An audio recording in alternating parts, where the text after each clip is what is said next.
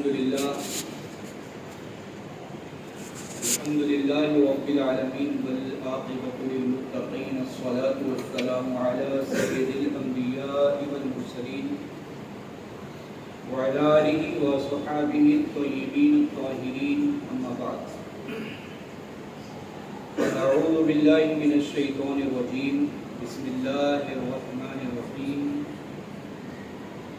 إن الدين عند الله الإسلام آمنت بالله صدق الله العظيم. جس طریقے سے پڑھو میرے ساتھ بآواز بلند پڑھیں. الصلاة والسلام علیک یا رسول اللہ، الصلاة والسلام علیک یا حبیب اللہ، الصلاة والسلام علیک یا نبی اللہ وعلى آلك وصحابك يا نور الله صلى الله تعالى عليه وسلم. شمع رسالت کے پروانوں، قرآن کریم کی جو آیت مقدسہ میں نے تلاوت کی، اللہ رب قدیر نے بالکل واضح لفظوں میں دین کے تعلق سے بتا دیا کہ ظاہر سی بات ہے دنیا میں انسانوں کو اللہ تعالیٰ نے بھیجا ہے، پیدا کیا ہے. اور قرآن کریم میں اللہ نے فرمایا یا ایھا الناس اتقوا ربکم الذی خلقکم من نفس واحدہ، کہ لوگوں اللہ سے ڈرو جس نے تمہیں ایک جان سے پیدا کیا. وخلق منها زوجها، اور اسی جان سے اس کا جوڑ بھی اللہ نے بنایا، جان سے اس کا جوڑ بھی بنا. وَبَثَّ مِنْهُمَا رِجَالًا كَثِيرًا وَنِسَاءً، اور پھر انہی دونوں سے جو ہے بہت سے مرد اور عورتیں اللہ تعالیٰ نے پیدا کی. یعنی ایک جان سے پیدا کیا گیا، اس ایک جان سے اللہ تعالیٰ نے اس جان کا جوڑا پیدا کیا. پھر ان جوڑوں سے اللہ تعالیٰ نے بہت سے مردوں اور عورتوں کو پیدا کیا. اور یہ بات بیان کرنے سے پہلے اللہ تعالیٰ نے فرما دیا اتقوا اللہ، اللہ سے ڈرو. یا ایھا الناس اتقوا اللہ، کہ اے لوگوں اللہ سے ڈرو. یعنی تم یہ نہ سمجھو کہ خود ہی پیدا ہوئے، تم کوئی بیکٹیریا تھے کسی پانی میں پڑے ہوئے تھے، اس کے بعد پھٹ کے باہر زمین پہ آئے، اور پھر اس کے بعد چوہے کی شکل میں آئے، پھر بندر کی شکل میں آئے، اور پھر کسی اور کی شکل میں آئے، پھر بعد میں انسان بن گئے. نہیں، اللہ نے تمہیں انسان ہی پیدا کیا، انسان ہی پیدا کیا. تمہیں اللہ تعالیٰ نے بری صورت پر پیدا ہی نہیں کیا کہ تم ایک بیکار سی چیز تھے، بری صورت والے تھے، اور پھر بنتے بنتے اب انسان بن گئے. اگر ایسا کچھ ہوتا تو یہ بننے والی صلاحیت جو ہے ختم نہیں ہونی چاہیے. وہ بیکٹیریا جو بندر بنے تھے، وہ بندر جو انسان بنے، تو اب یہ انسان جو ہے کچھ اور بن جانا چاہیے، کچھ اور بن جانا چاہیے، لیکن نہیں بن رہے. جو انسان ہے وہ انسان ہے، جو بندر ہے وہ بندر ہے، جو بیکٹیریا ہے وہ بیکٹیریا ہی ہے. آج بھی بیکٹیریا جو ہے وہ چوہا یا پھر بندر یا پھر انسان نہیں بن رہا ہے. ایسی کوئی چیز نہیں ہوئی ہے کہ ایک زمانے میں بیکٹیریا بندر بنا پھر انسان بنا، اور پھر اس کے بعد کچھ ایسا دھماکہ ہوا کہ وہ بننا بند ہو گیا. ایسا تو کچھ ہوا نہیں. تو یہ کون سی یہ لوگ سائیکولوجی اور کون سا سینس لے کر آتے ہیں، کون سی سوچ لے کر آتے ہیں، اور کہاں سے آتے ہیں، اور کیا بنانا چاہتے ہیں اور کیا بتانا چاہتے ہیں. عقل سے باہر بات، عقل سے برا، یعنی انسان کی سمجھ میں ہی نہیں آ سکتی. خود انسان جو ہے جو یہ باتیں سوچ رہا ہے، اس کو خود کو سوچنا چاہیے کہ میں اپنے آپ کو بندر بتاؤں، کیا یہ بتاؤں کہ ہمارے باپ دادا بندر تھے؟ نہیں. قرآن میں اللہ تعالیٰ نے فرمایا ہے کہ انسان کو اللہ تعالیٰ نے اچھی صورت پر پیدا کیا. خلق الانسان فی احسن تقویم، کہ ہم نے انسان کو اچھی صورت پر پیدا کیا ہے. اور جب اللہ تعالیٰ نے انسان کو اچھی صورت پر پیدا کر دیا تو پھر ہم یہ کیوں مانے کہ بندر تھے پہلے؟ جو بندر آج بھی ہیں وہ سمجھے، جن کی عقل بندروں جیسی وہ سمجھے کہ وہ بندر تھے، لیکن ہم آدم علیہ السلام کی اولاد ہیں، اور حضور فرماتے ہیں کہ اللہ تعالیٰ نے آدم علیہ السلام کو اپنی صورت پر پیدا فرمایا، اپنی صورت پر پیدا فرمایا، یعنی اچھی صورت پر پیدا فرمایا۔ اللہ تعالیٰ نے بیکار یا بالکل ایسی صورت نہیں دی کہ کوئی اسے پسند ہی نہ کرے، اچھی صورت پر اللہ تعالیٰ نے انسانوں کو پیدا کیا۔ تو یہ کیسے ممکن ہے کہ اللہ تعالیٰ انسانوں کو پیدا کرے اور یوں ہی چھوڑ دے؟ یہ کیسے ممکن ہے کہ اللہ تعالیٰ انسانوں کو پیدا کرے اور یوں ہی چھوڑ دے؟ ان کے لیے کوئی قانون نہ ہو، ان کے لیے کوئی سسٹم نہ ہو، کوئی نظام نہ ہو، کوئی ترتیب نہ ہو، کوئی چیز نہ ہو، یہ کیسے ممکن؟ تو اللہ تعالیٰ نے اپنے بندوں کو جب دنیا میں بھیجا، انہیں پیدا کیا، تو ان کے لیے باقاعدہ نظام بنایا، سسٹم بنایا، اور اس کے لیے اللہ تعالیٰ اپنے نبیوں کو ہر دور میں بھیجتا رہا، اور سب سے آخر میں حضور رحمت عالم صلی اللہ علیہ وسلم تشریف لائے اور ایسی کتاب لے کر جلوہ گر ہوئے کہ جس کا قیامت تک توڑ نہیں مل سکتا، کوئی اسے بدل نہیں سکتا۔ آج ہمارے درمیان کچھ مسلمانوں میں بہت سے لبرلز پیدا ہوئے، آج بھی بہت سے ہیں، لیکن ان کے بھی تعلق سے اگر دیکھا جائے، وہ خود بھی اگر سامنے آئے قرآن کے، تو ان کی جو نئی جدید جو ذہنیت ہے ان کی، وہ ساری کی ساری ذہنیت ان کی دھری کی دھری رہ جاتی ہے۔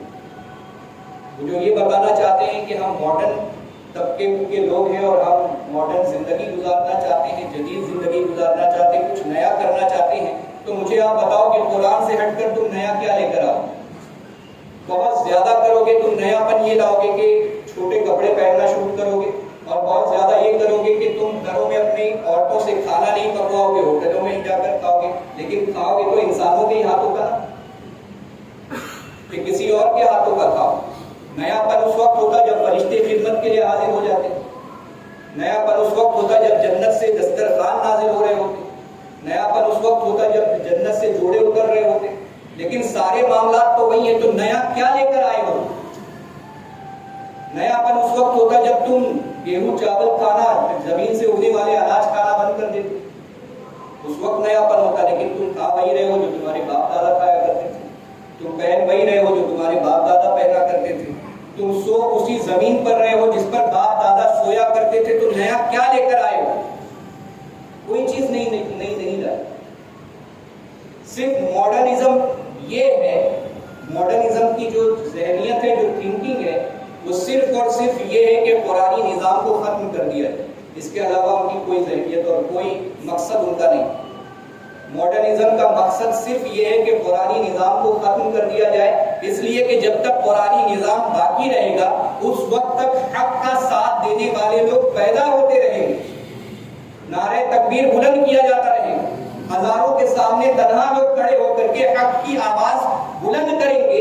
جب تک قرآنی نظام باقی رہے گا، قرآنی نظام ختم کر دیا گیا تو پھر وہی جانوروں جیسی زندگی ہوگی، عورتوں کو بیڑیوں میں گھسیٹا جائے گا، ان کو نہ کپڑے پہننے دیے جائیں گے، نہ ان کو اپنی زندگی جینے دی جائے گی، نہ غریبوں کو جو ہے ان کا حق دیا جائے گا۔ صرف جو سرمایہ دار طبقہ ہے وہ اپنا ظلم اور اپنی بربریت جو ہے جاری رکھے گا، لیکن اللہ نے قرآن کی حفاظت کا ذمہ لیا۔ اِنَّا نَحْنُ نَزَّلْنَا الذِّكْرَ وَإِنَّا لَهُ لَحَافِظُونَ، کہ ہم نے یہ ذکر نازل کیا، ہم ہی اس کے محافظ ہیں۔ تو اللہ ہی محافظ ہے، اللہ ہی حفاظت کرنے والا ہے، اور قرآن کی حفاظت کا ذمہ جب اللہ نے لیا تو اس کے نظام کی بھی حفاظت کا اللہ نے ذمہ لیا۔ جس ذات پر وہ کلام نازل ہوا ان کی حفاظت کا بھی ذمہ اللہ نے لیا، جس قوم کے لیے قرآن نازل ہوا اس کی حفاظت کا بھی ذمہ اللہ نے لے لیا۔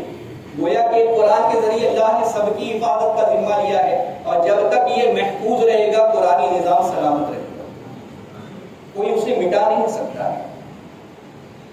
کس نے کوشش نہیں کی؟ آپ تاریخ اٹھا کر دیکھ لیں، کس نے کوشش نہیں کی؟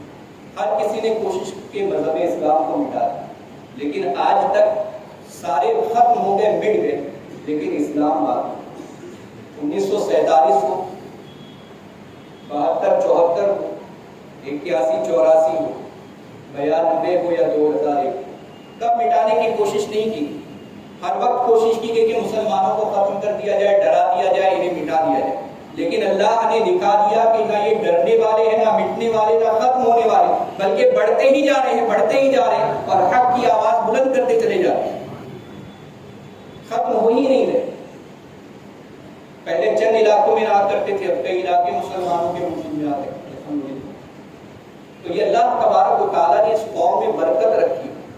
یہ قوم جو ہے مٹنے والی نہیں، لیکن شرط یہ ہے کہ ہم اپنے قرآن کے ساتھ وفادار ہو جائیں، اپنے رب کے ساتھ وفادار ہو جائیں، اپنے رسول کے ساتھ وفادار ہو جائیں.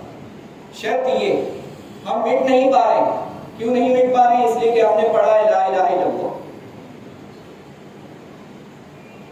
ہم نے ایک کلمہ پڑھا، محمد رسول اللہ کی حقانیت بیان کی. یہ دلیل نہیں ہے کہ اللہ ہے.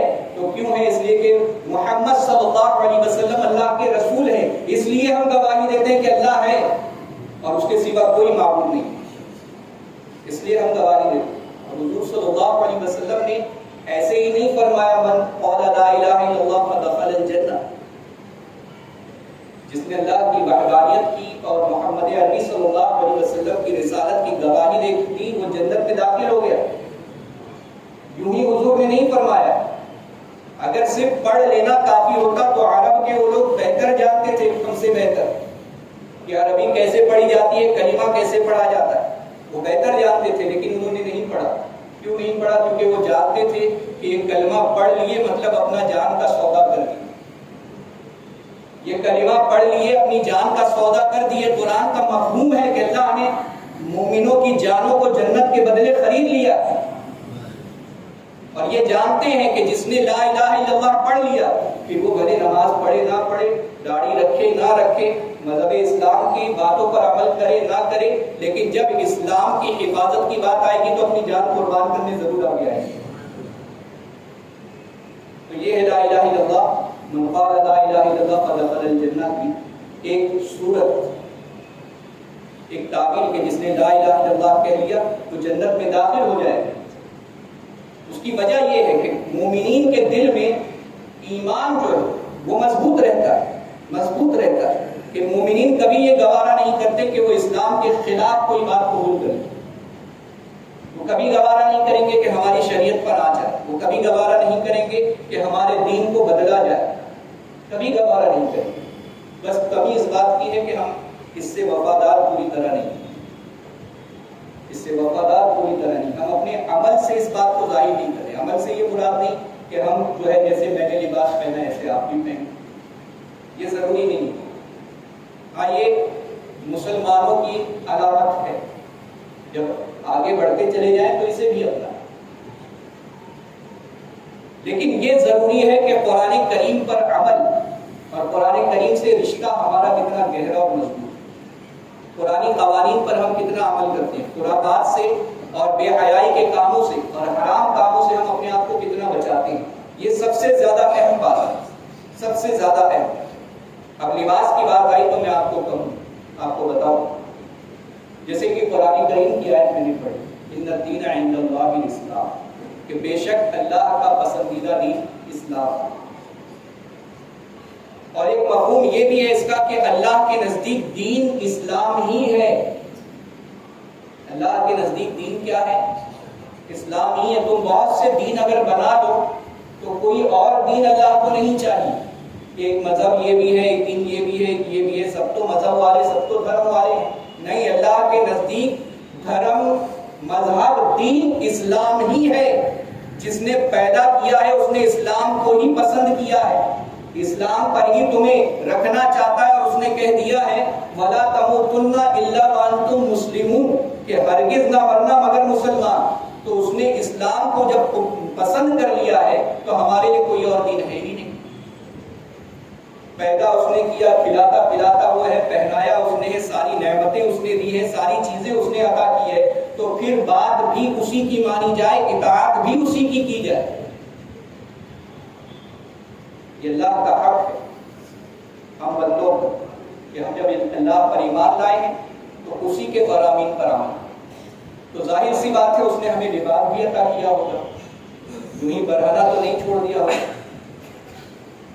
برہنہ اللہ تعالیٰ نے چھوڑا ہی نہیں. یہ جو جنگل میں جا کر جنگلی زندگی جو گزارنے والے لوگ ہیں، قبائل کے لوگ ہیں، انہوں نے اپنے طور پر وہ طرز اپنایا. ایسا نہیں ہے کہ لباس پہلے کسی کو نہیں دیا گیا. باقاعدہ لباس دیا گیا ہے. حضرت آدم علیہ السلام کو لباس دیا گیا, اس کے پہننے کا طریقہ بتایا گیا, اس کے بنانے کا طریقہ بتایا گیا. جنت میں انہوں نے ساری چیزوں کو دیکھا تھا. جنت میں انہیں کیوں رکھا گیا تھا؟ اسی لیے تاکہ وہاں پر اگنے والے پھل, اگنے والی سبزیاں, اگنے والے اناج, وہاں کے گھر, وہاں کے پہناوے, ساری چیزوں کو اچھی طریقے سے دیکھ لے اور جب دنیا میں بھیجے جائیں تو اسی چیز کو جو ہے وہاں پر اپنائے, اسی چیز کو اپنے بچوں کے لیے, اپنی اولاد کے لیے جو ہے تیار کیا. اور انہوں نے کیا اور وہ چیز ہمیں دی گئی. لباس حضرت آدم علیہ السلام کے زمانے سے, گھر حضرت آدم علیہ السلام کے زمانے سے, معاشرہ, سوسائٹی حضرت آدم علیہ السلام کے زمانے سے. تو لباس ہمیں دیا گیا. اب لباس کیوں دیا گیا ہے؟ تاکہ اس سے ہم اپنے جسم کی حفاظت کریں, اس کی پردہ پوشی کریں. اس لیے لباس دیا گیا. یہ مردوں اور عورتوں دونوں کے لیے. اسلام میں ایسا نہیں ہے کہ مرد پینٹ بھی پہنے, پھر شرٹ پہنے, پھر کوٹ پہنے, پھر ٹائی بھی لگائے, پھر ہیٹ بھی لگائے, پورے سر سے پیر تک ڈھکا ہو, پھر ساکس بھی پہنے, پھر شوز بھی پہنے, پھر آ کر بیٹھے. اور عورت جو ہے شارٹس پہن کر آ کر بیٹھے, اس کا سر بھی کھلا ہو, چہرہ بھی کھلا ہو, گلا بھی کھلا ہو, پیر بھی کھلے ہو, اور پھر وہ پہننا چاہے تو صرف سینڈل پہنے, وہ پیر بھی اس کے کھلے ہو. اسلام نے یہ امتیاز نہیں کیا, یہ امتیاز دنیا والوں نے کیا ہے. یہ فرق دنیا والوں نے کیا ہے کہ مرد کو تو تم اچھا لباس پہنا رہے ہو اور عورت کو جو ہے شارٹس پہنا رہے ہو اور اس کو فیشن کا نام دیتے ہو. یہ کون سا جو ہے امتیاز, کون سا جو ہے برابری کا سلوک آپ بتا رہے ہو کہ مرد و عورت کو برابری کا ہم نے حق دیا, تم اس کے لباس برابر نہیں رکھے. میں یہ پوچھنا چاہوں گا دنیا والوں سے کہ تم جو ہے لوگوں کو کہتے ہو, اور صرف مسلمانوں کو کہتے ہیں, اسلام کے خلاف جب بات آتی ہے تو مرد اور عورت کی برابری کی بات کی جاتی ہے. ورنہ اگر دیکھا جائے تو یہ ہر مقام پر جو ہے عورتوں کو اپنے سے نیچے ہی رکھتے ہیں, نیچے ہی رکھتے ہیں. آج ہر ایڈ میں بسکٹ کا ایڈ ہو, پلیٹ کا ایڈ ہو, بیگ کا ایڈ ہو, کپڑوں کا ایڈ ہو, مردوں کے کپڑوں کا بھی ایڈ ہو, تو عورت کو لا کر کھڑا کرتے. اب کپڑا تو مرد کا ہے, اس میں ایڈ میں عورت کو لا کر کھڑا کرنے کی کیا وجہ ہے, کیا ضرورت ہے, کیا ضرورت ہے؟ اور عورتوں کو ان کی اس غلامی کو بتا دیا گیا ہے کہ یہ تمہاری آزادی ہے. عورتوں کی اس غلامی کو بتا دیا گیا ہے کہ یہ تمہاری آزادی ہے,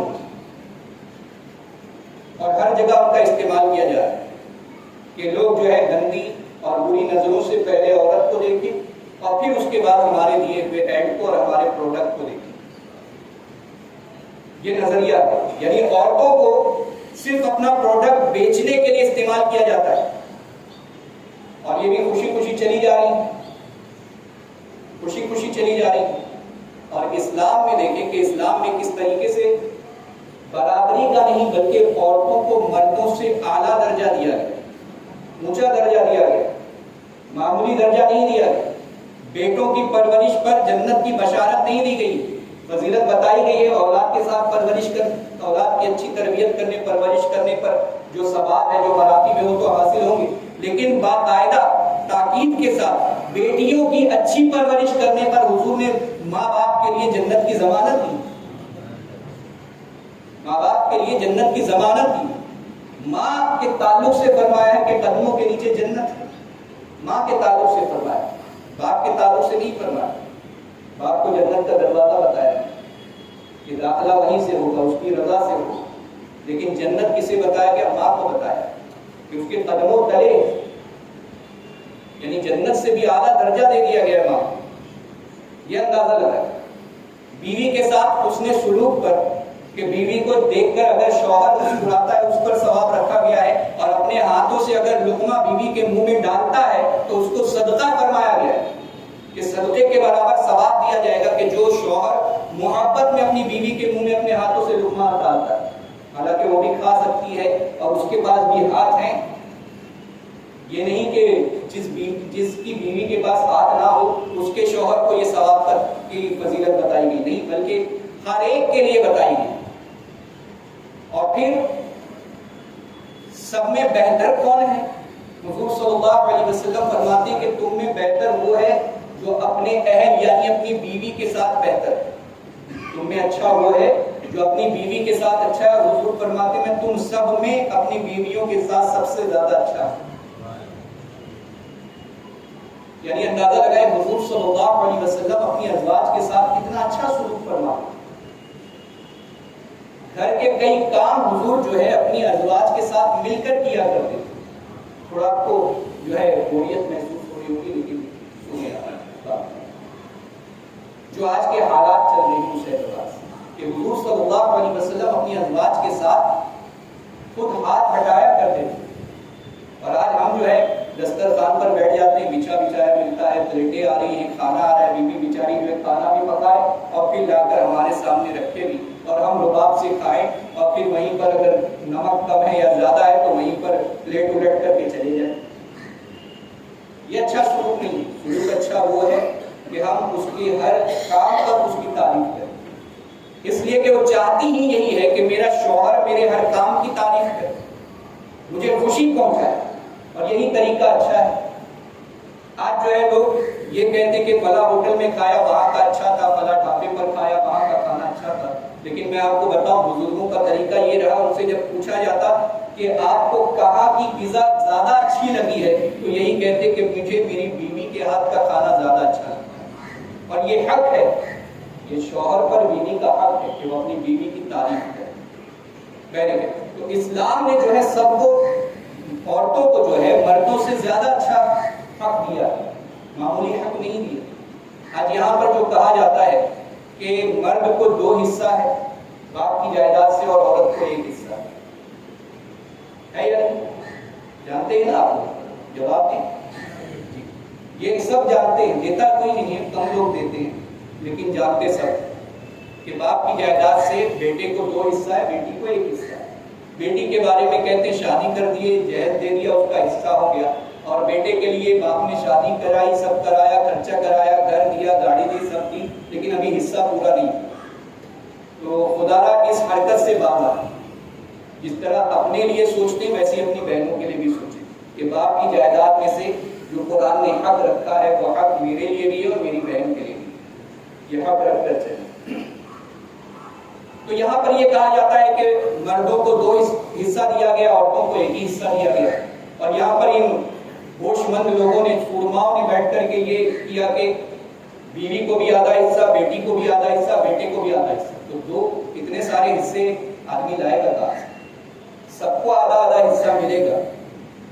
तो ये कौन सा मैथमेटिक्स है, कौन सा हिसाब है, कौन सी रियाजी है कि सबको आधा आधा देना है? तो फिर बाकी आधे लाए कहां से? कहां से लाए? एक घर है उसमें से आधा बीवी को दे दिया, फिर आधा बेटी को भी देना, फिर आधा बेटे को भी देना। ये कौन से आधे हैं? पता नहीं ये कौन से होशमंद और सूरमा लोग हैं। इस्लाम ने जो सिस्टम बनाया है वो मैं आपको बताऊं कि मर्दों को 2 हिस्सा दिया गया है, औरत को 1 हिस्सा दिया गया है। समझ रहे हैं ना आप? मर्दों को कितना हिस्सा दिया गया? 2, औरत को 1 हिस्सा। मर्द के पास कितने हिस्से आए? औरत ने कितना हिस्सा लिया? अब औरत जब निकाह करके अपने शौहर के पास जाएगी, अपने शौहर के पास जाएगी, 1 हिस्सा अपने बाप के पास से लाई, और मर्द को जो 2 हिस्सा दिया जाता है उसमें से 1 हिस्सा उसके बीवी बच्चों का होता है, उसके अहलो अयाल का होता है। तो अब मुझे बताएं, 1 हिस्सा तो वो अपने बाप से लेकर आई और 1 हिस्सा उसको अपने शौहर से मिला, तो ज्यादा हक किसका बन गया? ज्यादा हक किसका बना? तो ये सिस्टम और ये हिसाब है इस्लाम का, जिसने औरत को हक ज्यादा पहुंचाया है, कम नहीं किया है। और यहाँ पर तुम ये कर रहे हो कि सबको सिर्फ लूटना ही चाहते हो, और बाद में जब हिस्सा देने आए तो फिर बरसों जो है प्रॉपर्टी के केस जो है कोर्ट में चलते रहते हैं, ना किसी को कुछ मिलता है ना मिलाता है, मर के लोग चले जाते हैं। तो ये इस्लाम है, ये दीन जिसने एक सिस्टम रखा है। पर्दे का निजाम भी जो इस्लाम ने रखा है वो यूं ही नहीं रखा, बल्कि इसीलिए रखा है ताकि जिस तरह मर्दों को अपने जिस्म के छुपाने का हक दिया गया है, औरतों को उससे ज्यादा हक दिया गया है।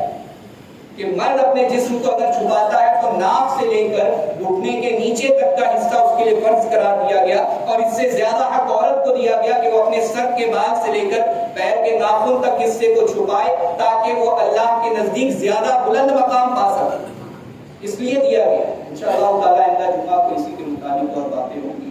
اللہ تعالیٰ ہم سب کو عمل کی توفیق عطا فرمائے۔ وآخر دعوانا الحمدللہ رب العالمین۔ السلام علیکم۔ کھڑے ہو جائیں سب کو۔